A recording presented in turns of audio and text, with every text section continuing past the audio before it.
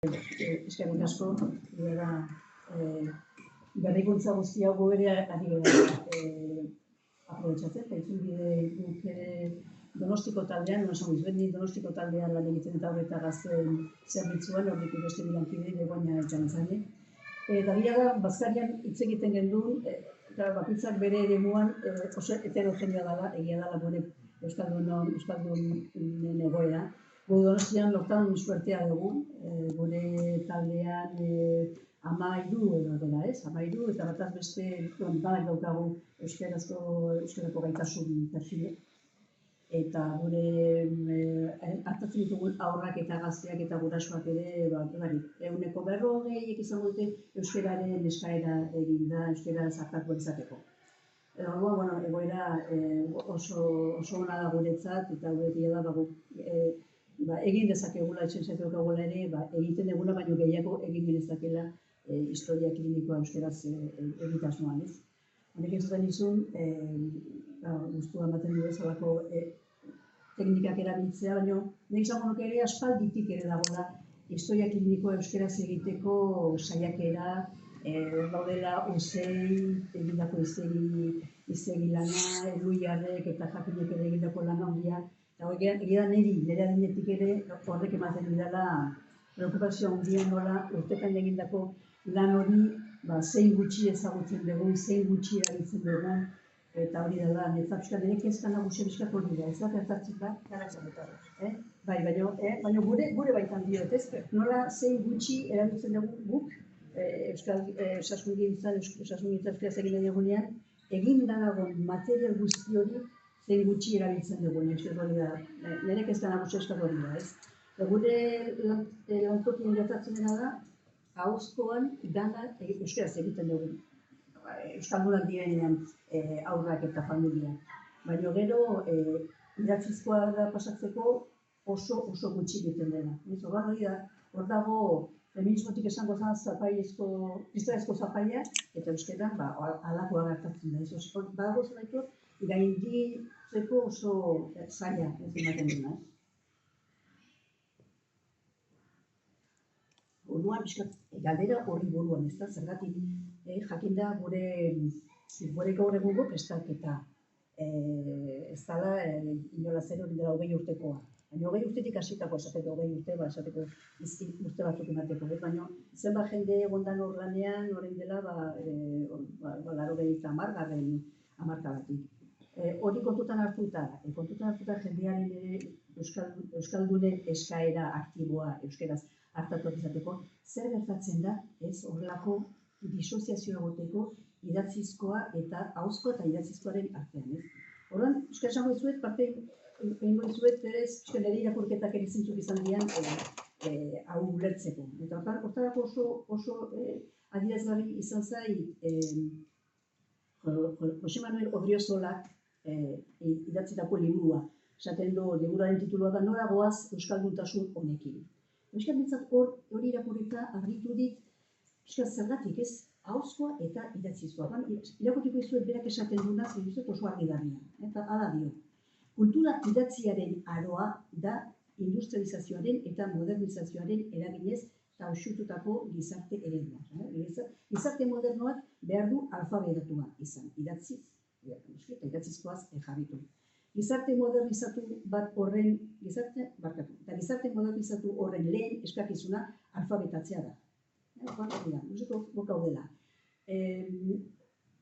Gizarte modernoa izan baino lehenago, izan daiteke gizarte edo kultura etnikoa, folklorikoa, lokala. Gizarte talde etnikoak ahoz hitz egiten du, eta ahozkoarekin komunikatzen da. Gizarte nazionalak edo,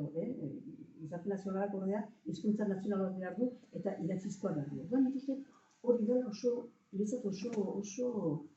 klabea. Gure egitura sozial bat dagoela, egitura kolonizatua gaudela, eta hor dagoela izugarrizko realidadea eta izugarrizko oztopoa. Hau irakurri nuenean pentsatu dune, ez? Hora, oso ongi moldatzen gara, ahozkotik idatzizkoa da, egiten dugu, pazienteekin eta familiekin euskaraz egiten dugu, eta gero, sartzen gara ebolutibak egiten eta gazteleraz egiten dugu. Nik momentu honetan euskaraz egiten dituan, hartatzen dituan pazienteak euskaraz idazten dut eta aintzanak eta begoinak ere ala egiten dute. Baina bestela izugarria da pentsatzea euskaraz hartatu eta gero gazteleraz idatzi. Horrek ze gure buruan burmuinean ze lan. Eta onora egiten dut. Zorban, horra da ikusteko piskat aipatu dizu da piskat soziolinguistikak eta hizkuntzen arteko hizkuntza baten hegemonia bestearen gainean hori ezinbestekoa da eta kontutan hartu behar dugu. Orduan, piskat gure pazientzen begira, ez? Ze importantea den ere aurrek eta dakarten hizkuntza, hizkera, modu hortara ere dakartelako mundua ikusteko modua, gatazkak adierazteko modua. Eta guk ere, kliniko garen hortan ere, gure hizkuntzatik ere jasotzen ditugu eta resonatzen dugula ere beraiekin, ez? Mutiko batek ez esaten bari badit, mina daukan niri hitzorrek ere beste nomet eramango dit, ez? Gogonean ez entzuten nion bati esaten kiribilduta nago amarekin. Eta nu sekula entzun kiribilduta egotea, baina horrek ere niri ere eman zidan beste imagina bat eta Bitzezat hori ere, izugarria da, pentsatzea zenbat hitz galtzen ari geran estadu afektiboak deskribatzeko. Ni asurte izan duen, arrasaten egon nintzen ordezkapen bat egiten, eta izugarria zen, jendean nola ekartzen zituen, bere estadu animikoak adierazteko hitzak eta esamoldeak Donostian entzuten ez ditugu. Kezka handi hori, ez da nolari diren gauzak ere, galtzen entzuten ez baitugu eta guk ere barneratzen ez balin baitugu gure representazio sisteman, hori da, hori dela, zergatik idatzi delako prozesu, sekundarizazio prozesua da, entzuten dugu, baina idatzizkoan ere prozesatzen dugu eta barneratzea hortan datza. Eta horregatik esaten nuen ere izenburuan pentsamentua sortu, zergatik sortu. Orduan, nik uste dut hori lehenengo dagoela pixkat egoera soziolinguistiko hori, eta gero kontestu hortan zergatik ez da euskaraz idazten, nik uste ez gerarako fiatzen euskararekin. Ez gara fiatzen, daukagu aso harreman ambivalentea euskararekin. Ez gara fiatzen, gaizki idazten dugulako, evolutibo bat idazten hasi, eta ez dizunean, ez dago dian zuzentzaile bat zuzenduko dizuna, dana gorrian ikusten duzu, erabakia egin dut. Gaizki esan dute, agirrenek ze gaizki idazten zuen, ze gaizki idazten zuen. Baina, orduan, norberaren narzismorako gogorra da esatea. Izugarrizko akatsak, baina, etzirako gainera. Orduan, nik uste hori daukagula, zilegia dena, ez akatsak egiteko bildurra, eta beti daukagulako ere beste hizkuntza hegemoniko hori hor barruan, rakarrakarrak, hola esango duke, eta gaina errealitate hori da, beste hizkuntzetan elikatu dugu ere gure dakigun guztia, gaztelera, frantsesez, egia da, egoera oso desorekatua dela, orduan, uste ere errealitate gordin hori ere ikusi behar dugu. Zabe gehiago bizkat gure zaurgarritasunaz. Horre, esatitzuet, irakurri nuen, izen badariak oso liburu rekomendagarria, da komunitatea hartz baiturik, hizkunaren trauma. Izen badaria da, bera antropologa, berrian ere kolumna, zazutara idazten duena ere. Horrek tesi egin zuen, eta tesiko kasua hau zen. Ama iparraldean gaina zen, iparraldean eta 80. hamarkadan gertatutako zerbait. Estatu frantsesian ere zein egora pairatzen duten Ipar Euskal Herrian. Orduan, egoera zen ama hizkuntza baztertzera behartuta izan zen gizon baten kasua. Gizon honek, hori orduan zaitasunak zituen txikitan, eta orduan eskola frantsesian esan zioten bere familiari bat zeiozue euskaraz egin eta dana gaztelera, dana frantsesez. Orduan gero, berak helduaroan arazo batzuk izan zituen, ansiedade arazoak, baita ere psikosomatikoak, eta terapia baten arira lortuzun traumatismo hori, txikitako traumatismoa, gertatzen zaizkion zailtasun psikologikoarekin. Eta beste hori da, guztiok daukagula zaurgarritasun hori euskararekin. Denak sentitzen gerara neurri batean ezinduta, eta ezintasun hori onartzen ez baldin badugu, euskara baztertzea besterik ez gaitula baztertze besterik ematen, ez? Guztiok ezagutzen dugula ere nola, egualtzak gaur egun, baina behintzat horren dela igual 20 urte ere, adiemen urritasuna zeukaten umei ere gurasoa izaten zitzaien gazteleraz hitz egiteko. Orduan, mezua zen, nahi bali baduzu zure umea hartatua izatea, joango da gazteleraz hitz egingo duten zaintzaileen gana, eta hori agian gaur egunez, edo agian pixka bat bai ez. Orduan esaten dizuen bezala, pixka netzat idaztea egunetibak euskeraz idaztea, eta idazketa lana da derrigorrezkoa pentsamentu lana egiteko. Hori egin behar dugu, hori gabe ez da hizkuntza, ez da pentsamentu klinikoa aberastuko.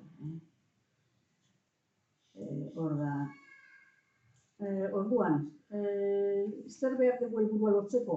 Bueno, nik uste dut oinarri instituzionala derrigorrezkoa dela. Instituzioak ere lagundu behar digula, eta gaur goizean Carlosek esan dio guztia osasun sailburuari, zer oso motel dijoala gauza, oso motel. Gaina gizarteak ere eskubidea aldarrikatzen du, geuk ere beharrezkoa dugu laguntza gehiago izatea.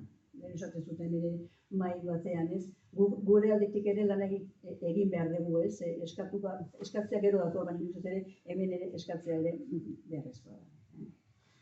Orduan, nik bi proposamen hola egingo dituzke, ez dira bat ere antolatuak, baina hemendik eta handik hartuak, bat izango zen autozentratzea. Zentratu behar dugula gure egiteko moduan, guk egin nahi dugun horretan, eta pixkat aztu behar dugula zer izan beharko luken edo, eta pixkat zentratu behar dugula eta euskeraz ekin behar dugula. Gure pazientekin egiten dugun lan hori hartuz eta ekarriz evolutibotara. Eta gero beste izango zen, beste aspektua, inertzien kontua. Hori ere, Ainhoa Madariakak aipatzen du bere liburuan. Eta esaten du oso beharrezkoa dela inertziak aztertzea. Eta beskat, inertziak esaten du, hizkuntza jarreraren inertziataz jabetu behar dugu. Inertziak eramaten gaitu bide nagusitik. Alegia, esfortzu gutxiena eskatzen digun hartatik. Inertzia da emozio gabeko gunea. Halako inoren lekua ez dena. Soziolinguistikoki inertziak ez dio aldaketari atea zabaltzen. Baina, funtsezkoa da, azpimarratzea, inertziak alda daitezkela. Kostata, baina alda daitezkela. Gaurko ekimenak balio digula pixkat aztertzeko, zeintzu diren ere gure inertziak, zeintzu diren gure indarguneak, eta zein izan daiteke pixkat ere, egin dezakegun, aurrera pauso egin dezakegu. Eta bukatzeko, nik uste dut oso importantea dela komunitate zientifikoaren parte gerala bizitzea eta gorpuztea. Oso importantea dela orain arte egindako lan guztia ere gure ganatzea, zuek egiten dezuten lana ere, ez gaudela bakarrik, hor talde oso bat dagoela hizkuntzalaritzan, gauza proposatzen, eta gure dagokigula ere, zuekin batera ere gauza doitu eta egokitzea.